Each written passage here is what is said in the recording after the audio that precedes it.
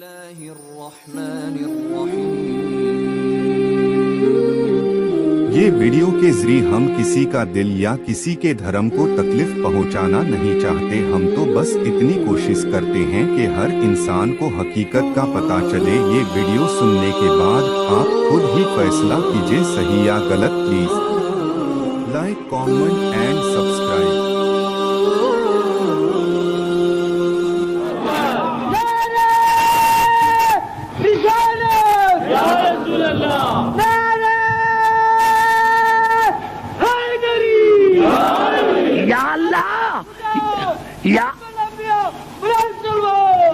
جی کے لیے رسول نے فرمایا سوائے علی کے کہ یا اللہ حق کو وہیں پھیر جہاں علی پھرے، آگے آگے علی، پیچھے پیچھے حق۔ میں سمجھا نہ سکا، اب جا کر لغت میں دیکھیں کہ لفظ شیعہ کی معنی کیا ہے۔ شیعہ کی معنی ہے علی کے پیچھے لگنے والے، علی کی اتباع کرنے والے، حق بھی علی کے پیچھے، شیعہ بھی علی کے پیچھے۔ ارے قبلہ سمجھ میں نہیں آیا نوجوانوں؟ نہیں سمجھ میں آیا؟ اگر سمجھ میں آتا تو نعرہ لگاتے علی آگے پیچھے حق۔ پتا چلا علی صرف شیعوں کا امام نہیں، علی حق کا امام ہے۔ نعرہ حیدری۔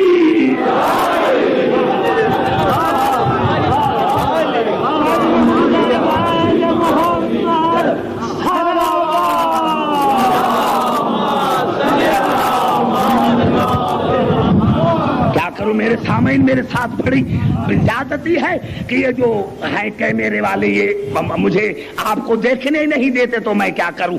میں نے کیا، یہ بڑی رکاوٹ ہے مجلس میں، کامرشل بیسس پر چل رہی ہے مجلس سے، میں اس کا بالکل مخالف ہوں۔ میں نے کیا میرے دوستوں کہ حق شیعوں کا بھی امام، حق علی حق کا بھی امام،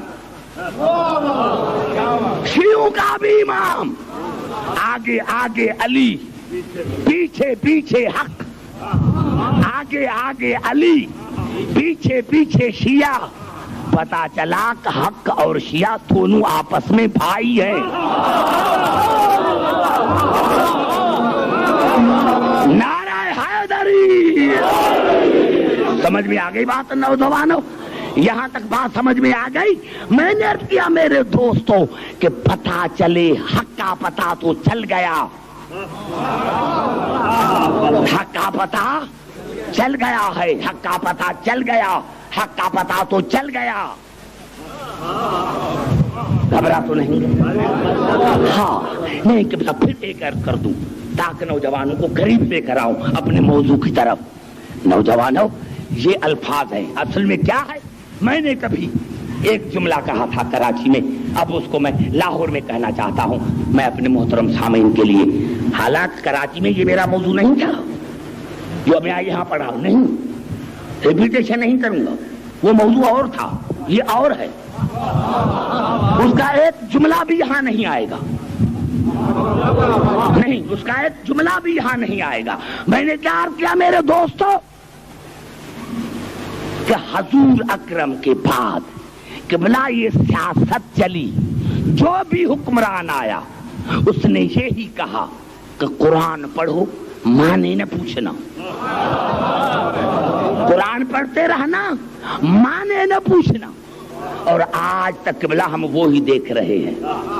گھروں میں جاؤ تو عورتوں کی آنکھیں بند ہیں، مسجدوں میں جاؤ تو آنکھیں بند ہیں، سر ہل رہے ہیں، اور 1400 برس گزر گیا میرے نوجوانوں، آج تک ان کو قرآن سمجھ میں نہیں آیا۔ قرآن سمجھ میں آ جاتا تو قرآن بھی تو حق ہے نا، لیکن قریب آ کر بات کرتا ہوں، اگر اس کو جملے کو میں سمجھا سکا تو میں سمجھوں گا کہ یہ 5 مجلسیں اس معیار پر جائیں گی جو آپ کو زندگی بھر یاد رہیں گی۔ یہ الفاظ ہیں قبلہ سورت بنی اسرائیل کے، وَقُرْآنًا فَرَقْنَاهُ، میں نے اس قرآن کو اجزاء میں نازل کیا ہے، ٹکڑوں میں نازل کیا ہے، سیپاروں میں نہیں۔ گھبرا گئے ہو نوجوانوں، گھبرانے کی کیا بات ہے؟ میں نیچے تو نہیں آ کر آپ سے بات کروں گا بھائی، میں نیچے تو آپ سے آ کر نہیں بات کروں گا. آپ سارے پڑھے لکھے جو یہاں بیٹھے ہیں تو میں اسی لیے آیا ہوں کہ خندق پڑھنے کے لیے آیا ہوں کیا؟ میں نے عرض کیا اللہ نے فرمایا وَقُرْآنًا فَرَقْنَا، ہم نے اس قرآن کو اجزاء میں نازل کیا، ٹکڑوں میں نازل کیا. لِتَقْرَأَهُ عَلَى النَّاسِ عَلَى مُقْسٍ، میں نے اس کو ٹکڑوں میں نازل اسی لیے کہا کہ پہلے ٹکڑے کو سمجھو پھر کل کو. جب تمہیں پہلے جز کو سمجھو پھر کل کو. جب تمہیں جزوی سمجھ میں نہیں آیا تو کل کیسے سمجھ میں آئے گا؟ ہے نوجوانوں میری گفتگو پر توجہ چاہ رہا ہوں. وَقُرْآنًا فَرَقْنَاهُ لِتَقْرَأَهُ عَلَى النَّاسِ عَلَى مُقْسٍ فَنَزَّلْنَاهُ تَنزِيلًا. اس لیے میں نے اس کو آہستہ آہستہ نازل کیا، آہستہ آہستہ نازل کیا تاکہ پہلے جز کو سمجھیں پھر کل کو، پہلے جز کو پھر کل کو. میں نے آیت تو پڑھ دی لیکن آپ کو سمجھا نہ سکا، اور نہ وہاں آپ کا دماغ گیا جہاں میرا دماغ گیا ہوا ہے. اللہ نے قرآن کو نازل کیا اجزاء میں تاکہ پہلے جز کو سمجھو پھر کل کو سمجھو. میں نے اس آیت کو پڑھ کر پھر رسول کے پاس آیا تو رسول نے فرمایا عبد الحکیم انا و علی من نور واحد الفاطمۃ بضعۃ منی علی منی و انا من حسین منی و انا من الحسین المہدی منی و انا من اولنا محمد و اوسطنا محمد و آخرنا محمد و کلنا محمد. رسول نے بھی کہا عبد الحکیم جس طرح قرآن اجزاء میں آیا ہے کہ پہلے ایک جز کو سمجھو تاکہ کل جز سمجھ میں اچے، یہ ہمارا 14 کا نور بھی ایک تھا لیکن ہم ایک اسی لیے آئے کہ پہلے محمد کو سمجھو پھر کل کو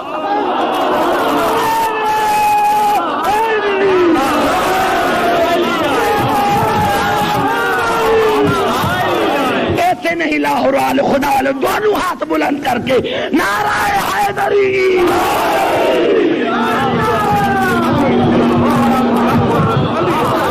بھائی سمجھ میں نہیں آئی بات میری؟ ارے مرتے مر گئے، 14 برس گزر گئے ہیں، تمہیں پہلا محمد ہی سمجھ میں نہیں آیا. اگر تمہیں پہلا محمد سمجھ میں آ جاتا تو پھر جھگڑا ہی کیا تھا؟ پھر نہ خلافت پر جھگڑا نہ امامت پر جھگڑا. وہ دیکھتے کہ جب پہلا محمد ایسی ہے تو اب جو دوسرا آئے تو ایسا تو آئے جسے پہلا ہے. جب تمہیں پہلا محمد سمجھ میں نہیں آیا تو تمہیں آخری محمد کیسے سمجھ میں آئے گا؟ پہلے محمد کو سمجھو کہ پہلے محمد کا مقام کیا ہے، پہلے محمد کی عزت کیا ہے، پہلے محمد کی عظمت کیا ہے. یہ تو بعد کے جھگڑے ہیں، اصل تو مرکز تو رسول ہے. جب پہلے محمد کو سمجھو تو پھر آئے گا سمجھ میں کہ محمد کا مقام کیا ہے. تو جو دوسرا محمد آئے وہ کیسا ہونا چاہیے. جب تمہیں پہلا ہی پارا سمجھ میں نہیں آیا، جب مرتے مرتے مر گئے صورت بقری یاد نہ ہو سکی.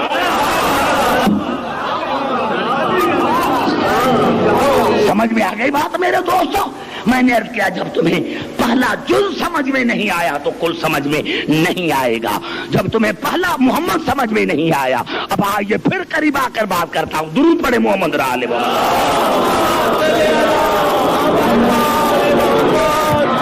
قبلہ عجیب آیت ہے سورت محمد کی دوسری آیت.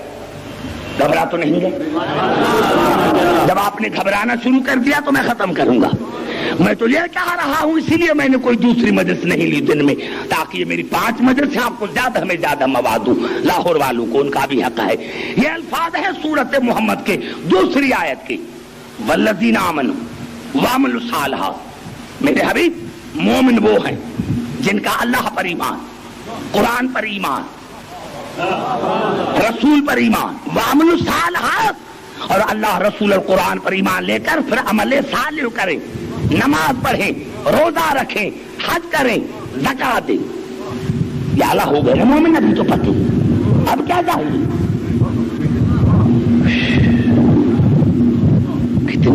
سی تاریخ ہو گئی. ہاں اسی کو کہتے ہیں تقریر. مجلس نام ہے فکر کا.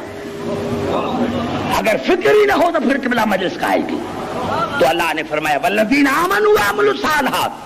مومن وہ ہیں جن کا اللہ پر ایمان, رسول پر ایمان, قرآن پر ایمان. وعملوا الصالحات, اور عمل صالح کریں. اللہ نے فرمایا نہیں عبداللہ کی مومن کہاں ہوئے. والذین آمنوا علی نزل محمد وہو الحق من ربہم, اور اس پر ایمان لے کر آئیں جو میں نے محمد پر نازل کیا ہے اور وہ میرا حق ہے.